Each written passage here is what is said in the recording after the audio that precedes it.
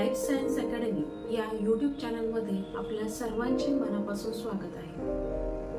मागील व्हिडिओमध्ये आपण फणस कसा कट करायचा त्याच पद्धतीने त्यामधील जे स्ट्रक्चर्स आहेत त्याविषयी आपण माहिती पाहिली होती। या व्हिडिओमध्ये आपण जे बघणार आहोत ते आंब्याविषयी आपण माहिती घेणार आहोत। या ठिकाणी माझ्या जवळ आहे आंब्याचं सीडलिंग।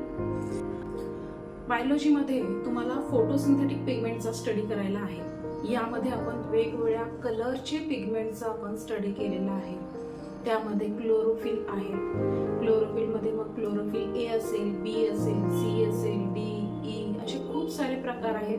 त्याच पद्धतीने कॅरोटिनॉइड्स प्रेझेंट आहेत आणि त्या कॅरोटिनॉइड्समध्ये देखील आपण दोन एक्झाम्पल पाहिलेले होते, ते म्हणजे कॅरोटीन्स आणि झॅन्थोफिल्स। आणि या पद्धतीने आपण त्यांचे कलरेशन पॅटर्न स्टडी केलेले होते।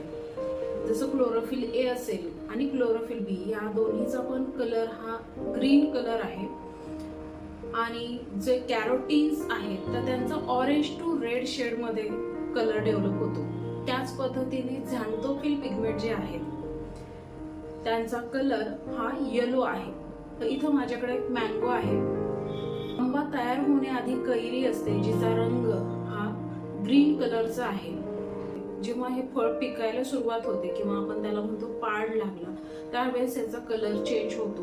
मग तो येलो असेल किंवा ऑरेंज असेल किंवा रेड कलरचा डेव्हलप होतो।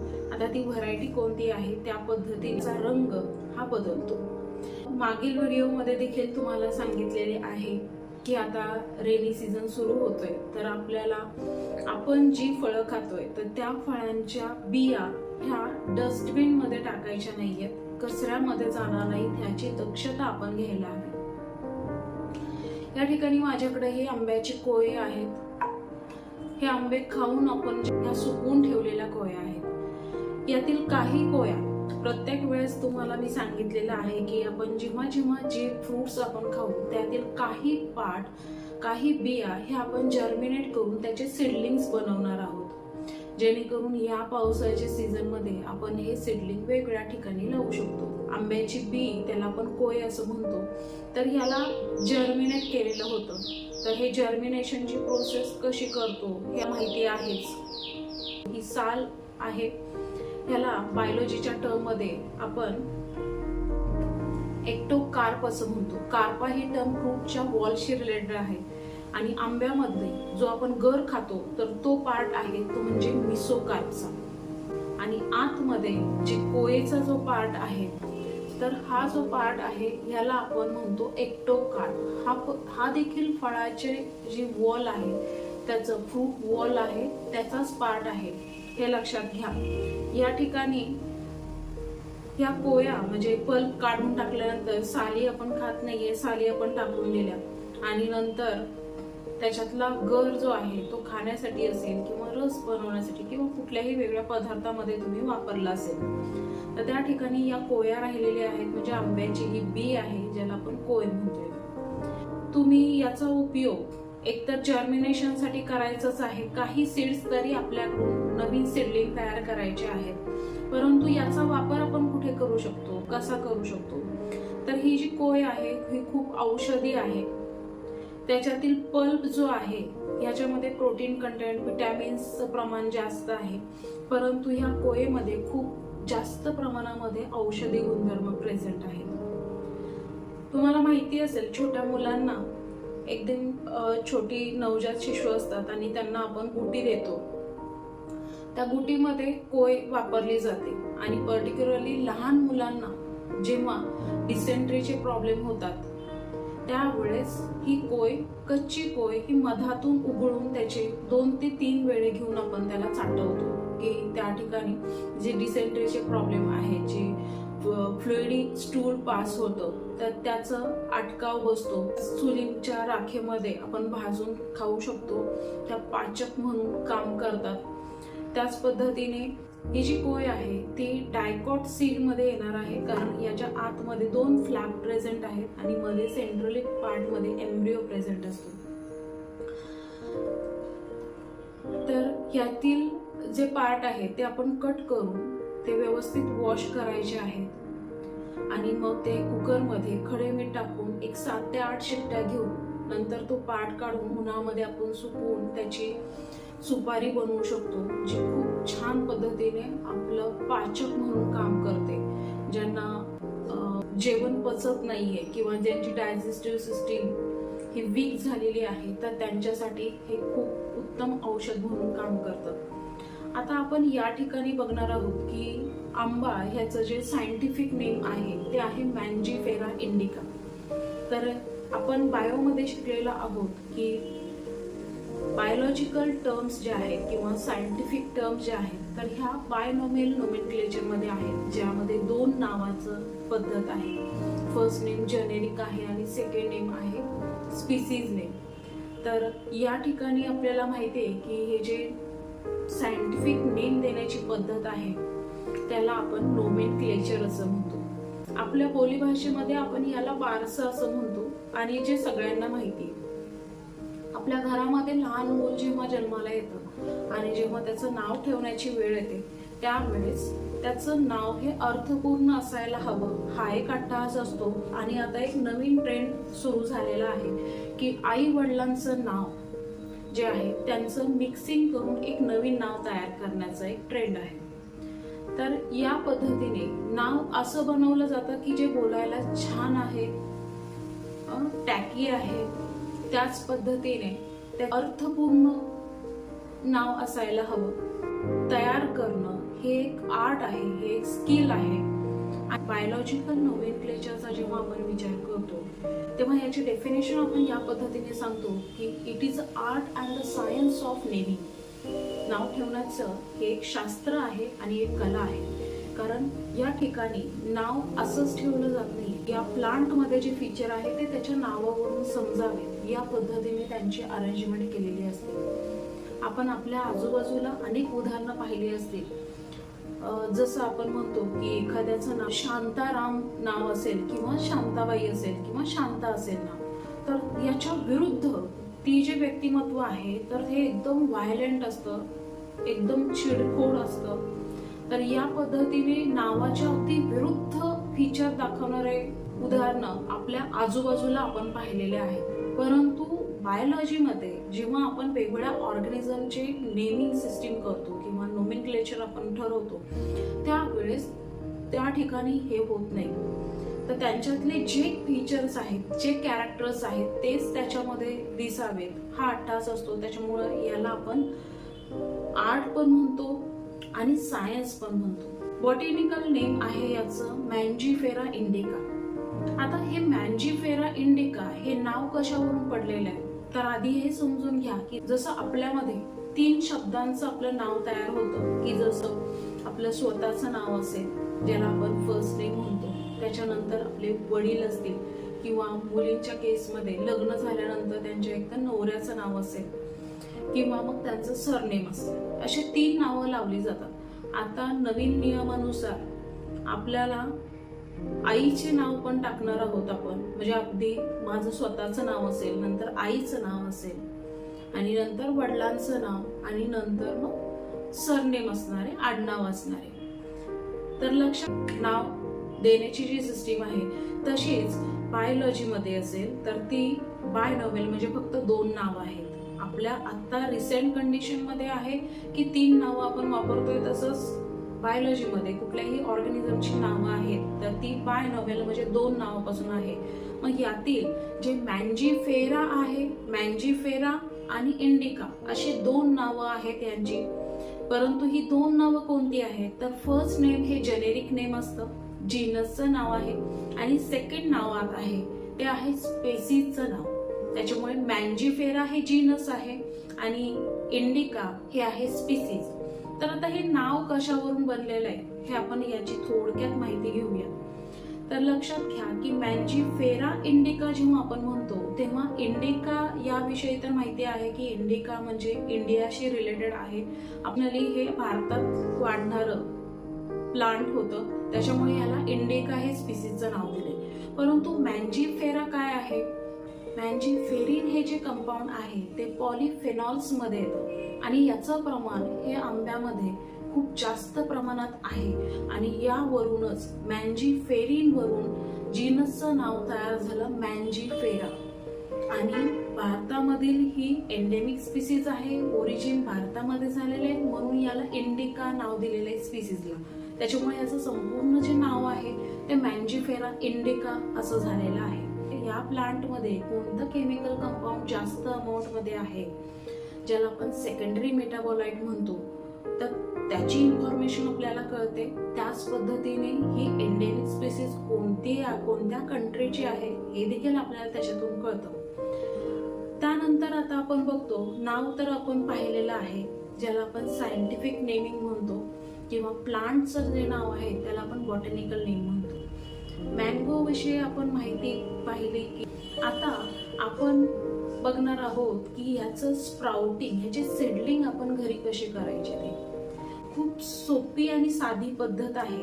हे जेव्हा आपण आंबा खाल्ल्यानंतर हे जे त्याचे कोय राहते, शिल्लक राहते, हे बऱ्याचदा आपण टाकून जरी दिलेले असू, कचऱ्याच्या ठिकाणी जर पडले असेल किंवा कुठे मातीच्या ठिकाणी जर आपण जिथे झाडं लावलेले त्या ठिकाणी जर आपण टाकलेलं असेल, तर तुम्हाला दिसेल की त्या ठिकाणी अशी छान अशी रोपं तयार होतात. परंतु शहरामध्ये जे लोक राहतात तर तिथे अंगण हरवलेलं आहे, अंगणच नाहीये. आणि मग अशा ठिकाणी आपण हे कुठे लावणार आहोत, तर त्यासाठी एक साधं सोपं उपाय आहे की ह्या ज्या कोया आहेत तर ह्या आपण एक 12 तासासाठी पाण्यामध्ये सोक करून ठेवायच्या आणि नंतर त्या पाण्यातून बाहेर काढायचे. एक तर तुम्ही सुती ओलं कापड घेऊ शकता, त्याच्यामध्ये ते गुंडाळून ठेवू शकता एका एअरटाईट कंटेनरमध्ये किंवा एका टिफिनमध्ये तुम्ही ठेवू शकता, किंवा त्याला आपण टिश्यू पेपर जो आहे त्याच्यामध्ये व्रॅप करून तो टिश्यू पेपरवर थोडंसं पाणी स्प्रे करायचं आणि ते तसंच ठेवायचं. 2 ते 3 दिवसामध्ये स्प्राउटिंग येतं आणि नंतर मग ते तुम्ही असं एका पिशवीमध्ये तुम्ही लावू शकता, किंवा कुंडी असेल तर त्याच्यामध्ये तुम्ही लावू शकता. हे मी पिशवीमध्ये लावलेलं आहे कारण आता रेनी सीझन मध्ये आपल्याला ह्या प्लांटचं प्लांटेशन करायचं आहे. सीडलिंग विकत आणण्यापेक्षा आपण हे घरी बनवत आहोत, हे लक्षात घ्या. आता इथं आपण बघतो की कोईपासून जर बनवलेलं झाड आहे तर याला फळं यायला खूप जास्त कालावधी लागतो, परंतु यापासून आपण ग्राफ्टिंग करू शकतो. पुढे आपण याच प्लांट वरती ग्राफ्टिंग करणार आहोत की जेणेकरून 1 ते 1.5 वर्षामध्ये याच्यावरती फ्रूट येते. आणि लक्षात घ्या, जेव्हा आपण हे ग्राफ्टिंग करतो, आपण नर्सरीमधून जेव्हा सीडलिंग आणतो त्यावेळेस ते ग्राफ्टेड सीडलिंग आणतो, जेणेकरून त्यांना लगेच फळ यावं ही आपली अपेक्षा असते. त्यांनी देखील नर्सरीमध्ये देखील याच पद्धतीने करतात. ग्राफ्टिंग करण्यासाठी जे खालचं जे स्टॉक आहे, खालचा जो बेस असतो, ज्याची रूट सिस्टीम आपण वापरतो त्याला आपण स्टॉक असं म्हणतो, आणि त्याच्यावरती ज्याच्यापासून आपण फ्रूट घेतो तो पार्ट असतो सायांचा. तर स्टॉकचा पार्ट हा नेहमी हा कोईपासून बनवलेल्या सीडलिंगचाच बनवलेला असतो. तर या ठिकाणी हे जे 2 रोपं तुम्हाला दिसत आहेत तर हे आपले सीडलिंग म्हणजे ह्या कोईपासून बनलेले आहेत. तर इथं आपण बघत आहोत की इथं तुम्हाला कलरेशन मध्ये थोडासा चेंज दिसेल. हे पहिलं जे छोटंसं रोप आहे त्याचा कलर बघा, मिक्स कलर आहे. याला कॉपर कलर पण म्हणता येणार नाही, रेड कलर पण म्हणता येणार नाहीये. इंटरमिजिएट पर्पल शेड मधला हा कलर दिसतोय. आणि याचे जे लीफ बघितले तुम्ही तर हे ग्रेश कलरचे आहेत लीव्स. ऍक्च्युली याचे सुद्धा 2 दिवसापूर्वी याचे सुद्धा सर्व लीव्स याच कलरचे होते, परंतु आता काय झालेलं आहे, हा कलर चेंज व्हायला लागलेला आहे. हे जे लीफ आहे हे इलॉंगेटेड, याला लॅन्सिओलेट लीफ असं म्हणलं जातं. आणि लीफची अरेंजमेंट कशी आहे, यांच्यामध्ये अल्टरनेट लीव्स येतात. एक इकडे आलेला लीफ आहे, इथे तुम्हाला दिसत असेल बघा, या ठिकाणी अल्टरनेट लीव्स येत आहेत. एक इकडे आलेला लीफ आहे, एक इकडे आहे, नंतर अल्टरनेट पोझिशनला येतात. ही अल्टरनेट पोझिशन नॅचरली झालेली आहे. ही कशासाठी आहे, कारण हे प्लांट्स आहेत आणि प्लांटला सगळ्यात महत्वाचं आहे ते म्हणजे सनलाईट. जास्तीत जास्त सनलाईट सगळ्यांना प्रोव्हाइड व्हावं यासाठी त्यांनी केलेली ही अरेंजमेंट आहे. तिथं ते कुठल्याही प्रकारे भांडण तंटा करत नाहीयेत, लक्षात घ्या. तर ते स्वतः आपला मार्ग काढतायत. आणि या ठिकाणी आपण बघतोय की या लीफची अरेंजमेंट कशी झाली ते. आता आपण जे नॉर्मली प्लांट बघतोय ते ग्रीन कलरचे लीव्ज आहेत आणि मग हे या कलरचे का दिसत आहेत? काही रेडिश कलरचे असतात, हे पर्पल कलर आहे किंवा काही कॉपर कलरचे डेव्हलप होतात, डार्क कॉपर कलर. हे कलरेशन पॅटर्न कशामुळे होतो? नॉर्मल प्लांट मध्ये ग्रीन कलर आहे कारण क्लोरोफिल पिगमेंट त्याच्यामध्ये जास्त प्रमाणात आहे. परंतु हे जे नवीन लीव्स आहेत किंवा आपण बघतो मोठं जरी झाड असेल आणि जेव्हा नवीन पालवी येते तेव्हा देखील त्याचे जे लीव्स आहेत हे असेच रेड कलरचे असतील किंवा पर्पल कलरचे असतील किंवा कॉपर कलरचे प्रेझेंट असतात. याच्या पाठीमागे रिझन काय आहे किंवा हा कलर कशामुळे डेव्हलप झालेला आहे हे आपल्यासाठी महत्वाची गोष्ट आहे. खूप सुंदर कलर आहे बघा. हा जो कलर डेव्हलप झालेला आहे तो अँथोसायनिन या पिगमेंटमुळे झालेला आहे. अँथोसायनिनचं प्रमाण हे इनिशियल स्टेट मध्ये खूप जास्त आहे किंवा जेव्हा यंग लीव्स डेव्हलप होतात तेव्हा त्यांच्यामध्ये हे पिगमेंट सगळ्यात जास्त अमाऊंट मध्ये आहे. आता हे पिगमेंट अँथोसायनिन हे पिगमेंट जास्त अमाऊंट मध्ये का सिंथेसाइज होत आहे याच्या पाठीमागे खूप सारे रिझन्स आहेत. पहिलं सगळ्यात महत्वाचं रिझन आहे, तुम्ही कुठल्याही आंब्याला जेव्हा पालवी फुटते तेव्हा तुम्ही पाहिलं असेल असेच रेड कलरचे लीव्स असतात जे छोटे छोटे स्मॉल लीव्स आहेत. तर लक्षात घ्या सगळ्यात महत्वाचा पार्ट आहे की हे तुम्ही जर लीव्स आत लावून पाहिलं तर एकदम सॉफ्ट आहेत, एकदम नाजूक आहेत एकदम. हे तर यांचं प्रोटेक्शन होणं खूप गरजेचं आहे. जे सनलाइट आहे त्यातून जे युव्ही रेज येतात, अल्ट्राव्हायलेट रेज येतात आणि ते जर डायरेक्ट या लीव्स वरती पडले तर यांना हार्म होऊ शकतं आणि हे हार्म होऊ नये म्हणून यांच्यामध्ये नॅचरली यंग कंडिशन मध्ये हे अँथोसायनिन पिगमेंट मॅक्झिमम अमाऊंट मध्ये प्रोड्यूस केले जातात आणि त्याच्यामुळे जे सगळे यंगर लीव्स आहेत त्यांचाच कलर फक्त तुम्हाला अशा पद्धतीने दिसेल. आता हळूहळू इथं तुम्हाला दिसेल की हे जे लीव्स आहेत तर यांच्यामध्ये देखील असाच कलर डेव्हलप झालेला होता परंतु आता शेड चेंज व्हायला लागलेली आहे. लक्षात घ्या इथं ग्रे शेड तयार होती आणि हळूहळू ग्रीनिश शेड डेव्हलप करणार आहे आणि नंतर डार्क ग्रीन कलरचे लीव्स तयार होतील. हे कसे होतात हे लक्षात घ्या. हे लीव्स जर पाहिले एकदम स्मॉल आहे, डेलिकेट आहे, एकदम सॉफ्ट आहे. आपण या ठिकाणी जर कंपॅरिझन केलं तर हे पर्पल कलरचे लीव्स आहेत आणि हे जे ग्रे कलरचे लीव्स दिसत आहेत तर यांच्यामध्ये थोडासा फरक पडायला सुरुवात झालेली आहे बघा. सॉफ्टनेस कमी व्हायला लागलेला आहे, हार्डनेस वाढायला लागलेला आहे, त्याच पद्धतीने ते मॅच्युअर होत आहे. याच्यापेक्षा याची साईज वाढलेली आहे, त्याच्यानंतर त्याचा थिकनेस वाढलेला आहे. त्यामुळे यांच्यामध्ये आता कॅपॅसिटी डेव्हलप होत आहे. आता यांना हार्म पोचत नाहीये का? कारण जे लार्जर जे ग्रीन कलरचे लीव्स आहेत तर ते एकदम थिक असतात, त्याच्यामध्ये क्युटिकल प्रेझेंट आहे, जे वॅक्सी कोटिंग प्रेझेंट आहे ते त्यांचं प्रोटेक्शन करतात. परंतु यंगर लीव्स मध्ये जरी इथं चकाकत असले तरी सुद्धा हे खूप सॉफ्ट आणि डेलिकेट लीव्स आहेत आणि त्यांना युव्ही रेज पासून हार्म होऊ नये यासाठी नेचरमध्ये ही तरतूद केलेली आहे. हे झालं एक रिझन की अँथोसायनिन पिगमेंट यंग लीव्स मध्ये का डेव्हलप होतं. दुसरी एक कंडिशन आहे की जर हे सीडलिंग जेव्हा आपण तयार करतो त्यावेळेस ऍटमॉस्फेरिक टेम्परेचर खूप कमी असेल, म्हणजे थंडी जास्त असेल, टेम्परेचर खूप कमी असेल तर अशा कंडिशन मध्ये देखील तुम्ही जर हे लीव्स पाहिले तर त्यांच्यामध्ये म्हणजे या प्लांट मध्ये अँथोसायनिन पिगमेंटचं प्रमाण जास्त अमाऊंट मध्ये तयार होतं. हे एक रिझन आहे. आता याचे लीव्स हे आपण वापरू शकतो का? जर याच्यामध्ये युव्ही प्रोटेक्टिव्ह पिगमेंट आहे तर याचा वापर आपण करू शकतो का हे आपल्याला पाहिजे. तर तुम्ही पाहिलं असेल आंब्याची जी पानं आहेत ते गाई वगैरे सगळ्यांना खूप आवडतात. तर आपल्याकडे कुठलंही सणवार असेल तर आपल्याकडे पहिल्यांदा तोरण बांधलं जातं आणि तोरण बनवताना आपण आंब्याच्या पानांचं तोरण बनवतो. याच्या पाठीमागे देखील काही रिझन्स आहेत, लक्षात घ्या. आंब्याचीच पानं का आपण वापरतो तोरण बनवण्यासाठी?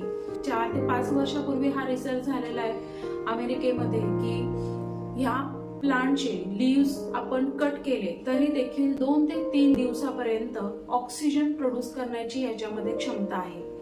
आणि आपल्यामध्ये बघा की सणाला जेव्हा आपण वेगळी तोरणं बांधतो, घरातील आवरावर करतो, सजावट करतो त्यावेळेस आपलं वातावरण हे एकदम उत्साही असतं आणि सगळा मोमेंट चेंज होऊन जातो.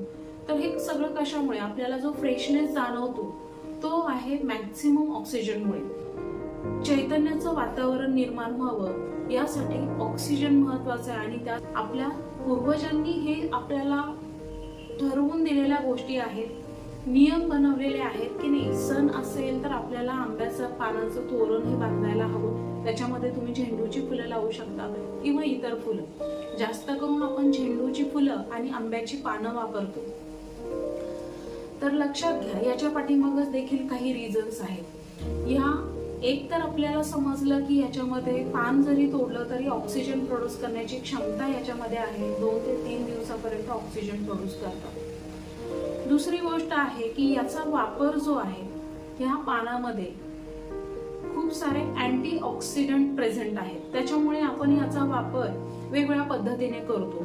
कवळी पानं आपण खाऊ शकतो, किंवा आपण ही जी हिरवी झालेली पानं आहेत ती देखील आपण रोज एक पान जर चावून खाल्लं तर डायबिटीसच्या लोकांना इन्सुलिनचं जे सिक्रेशन आहे त्याला बॅलन्स होतो. त्याच पद्धतीने जे फॅट जमा होत आहेत, ज्यांना वजन वाढण्याचा प्रॉब्लेम आहे किंवा जे कोलेस्ट्रॉलचा प्रॉब्लेम आहे तो क्युअर होतो.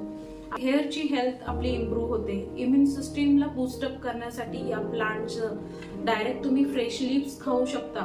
फ्रेश लीफ जर नसेल तर आपण त्याची पावडर करून वापरू शकतो, किंवा सगळ्यात बेस्ट आहे ते म्हणजे कषाय, म्हणजे ज्याला आपण काढा असं म्हणतो. काही पानं, जसं आपण चहा घेतो, चहा पत्ती आपण पाण्यामध्ये टाकून तो उकळून आपण पितो, त्याच पद्धतीने चहा पत्तीच्या ऐवजी आपण ह्या पानांची ही पानं 1-2 पानं जर आपण कट करून त्या पाण्यामध्ये टाकली आणि त्याचा जर अर्क आपण म्हणतो, किंवा त्याला काढा म्हणतात किंवा कषाय म्हणतात, आणि इम्युन सिस्टीम चांगली होते, आपली हेअरची हेल्थ चांगली होते. मेटाबॉलिक ऍक्टिव्हिटीमध्ये जे काही टॉक्झिन क्रिएट होत आहेत तर ते टॉक्झिन बाहेर काढण्यासाठी किंवा त्याचा जो टॉक्सिक इफेक्ट आहे तो रिड्यूस करण्यासाठी या प्लांटचा वापर केला जातो. त्याच पद्धतीने याची पानं खाल्ल्यानंतर किंवा त्याचा एक्स्ट्रॅक्ट किंवा काढा घेतल्यानंतर गट बॅक्टेरिया आहेत की ज्याच्यामुळे आपल्याला जे काही आपण खातो ते डायजेस्ट होतं, तर त्याला मेंटेन करण्याची कॅपॅसिटी देखील या प्लांट्स मध्ये आहे. तर याच्यासाठी आपण ही कवळी पानं वापरू शकतो, किंवा जे मॅच्युअर लीव्स आहेत ते तुम्ही कटिंग करून वापरू शकता. जसं आपण बघतो शेवग्याच्या पानांची पावडर आपण वापरतो, किंवा फ्रेश जर तुम्हाला प्लांट अवेलेबल असेल तर तुम्ही फ्रेश लीव्स वापरू शकता, ते कधीही उत्तम. जर अशी कंडिशन नाहीये की तुमच्याकडे प्लांट नाहीये आणि तुम्ही प्रत्येक वेळेस ते लगेच तोडून आणू शकत नाहीये, तर त्या कंडिशन मध्ये तुम्ही पावडरचा देखील यूज करू शकता. या ठिकाणी प्लांट्स मध्ये क्लोरोफिल पिगमेंट जरी असले ते ग्रीन कलरचे आहेत, परंतु तरी देखील खूप साऱ्या वेगवेगळ्या कलरचे पिगमेंट प्रेझेंट असतात, आणि हे कलर पिगमेंट प्रेझेंट असतात क्रोमोप्लास्ट या सेल ऑर्गेनेलीमध्ये. त्याच्यामुळे लक्षात घ्या, जर इथे जर कलर ग्रीन कलर नाहीये तर या लीव्स मध्ये, यंगर लीव्स मध्ये सगळ्यात जास्त सेल ऑर्गेनेली कोणत्या प्रेझेंट असतील तर क्रोमोप्लास्ट.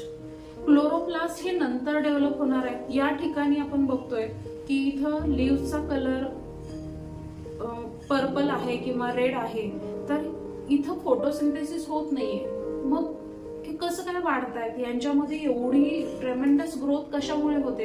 ही जी कोय आहे त्याच्यामध्ये फूड रिझर्व करून ठेवलेलं आहे, त्याच्यामुळे एवढी ग्रोथ झाली. अजून क्लोरोफिल पिगमेंट याच्यात आता डेव्हलप व्हायला सुरुवात झालेली आहे, परंतु तरी सुद्धा त्यांना ही एनर्जी त्या कॉटिलडॉन्स मधून मिळते.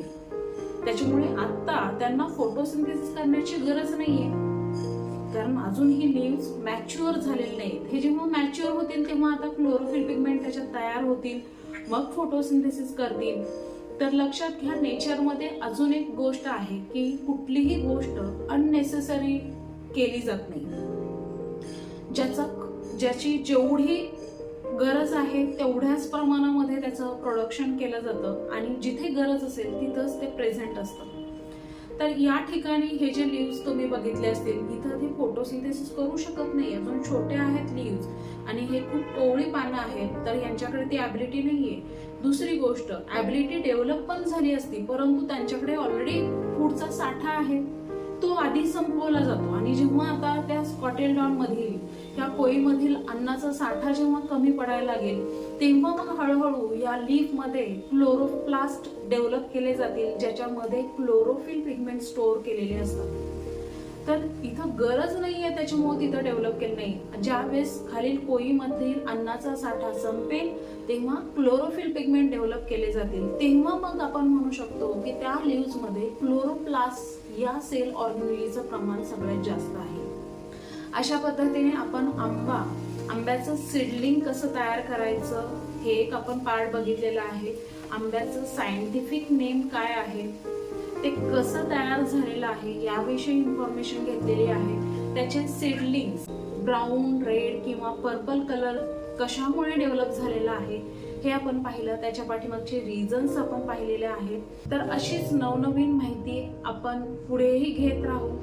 तुम्हाला ही माहिती आवडत असेल तर चॅनलला सबस्क्राईब करा आणि इतरांनाही हा व्हिडिओ शेअर करा. असे सीडलिंग तयार करत राहूयात, कारण प्लांट आहे तर आपण आहोत. व्हिडिओ कसा वाटला हे कॉमेंट करून सांगा. आणि अजूनही इतर काही झाडांची जर तुम्हाला माहिती हवी असेल तर ते देखील तुम्ही कॉमेंट करून सांगू शकता. व्हिडिओ शेवटपर्यंत पाहण्यासाठी अनेक धन्यवाद. लवकरच भेटू एका नवीन व्हिडिओमध्ये. तोपर्यंत असे सीडलिंग तयार करत राहा, वनस्पतींच्या सानिध्यात राहा. नमस्कार.